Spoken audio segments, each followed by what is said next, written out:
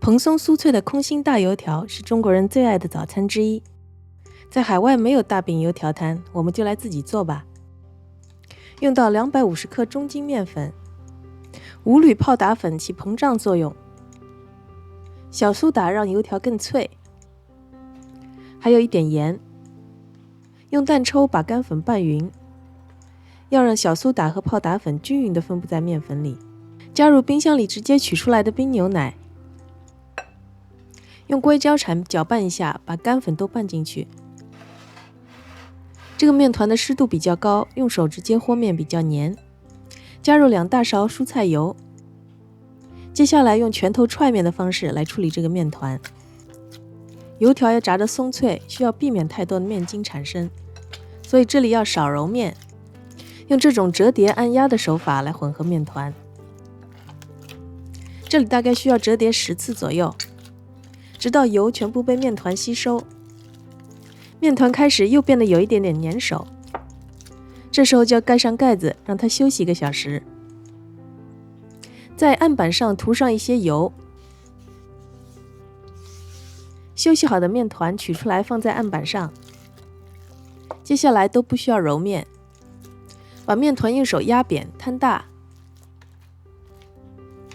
像这样从两边往中间折叠。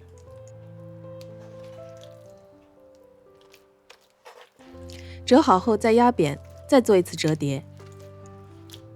这个方法可以让面团更光滑，也避免了揉面。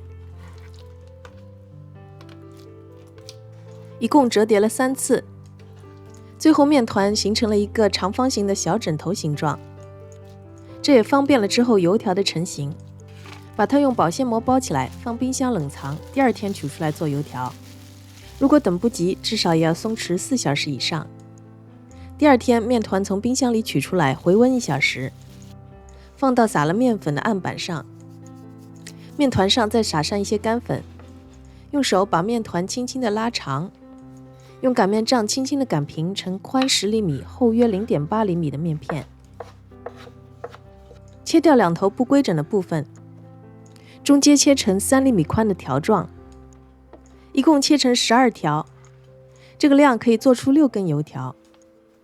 给面片的侧面也蘸上些干粉，确保除了中线，其他地方都不会粘在一起。我们先用蘸了水的筷子在6个面片中间划出一道水线，把旁边没有蘸水的面片翻过来盖上去，再用筷子在上面按一下，2个面片就粘住了。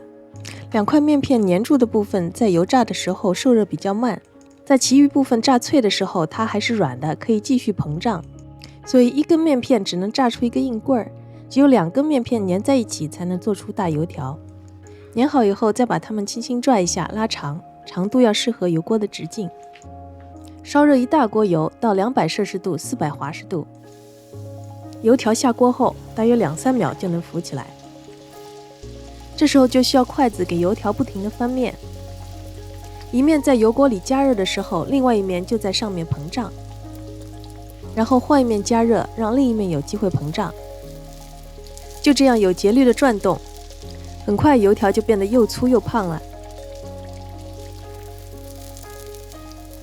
等它体积不再变大，也达到喜欢的颜色的时候，就可以出锅了。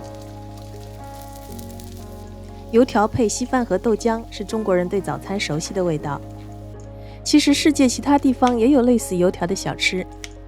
这里还有一个更简单的西班牙油条的做法，如果有兴趣也可以尝试一下。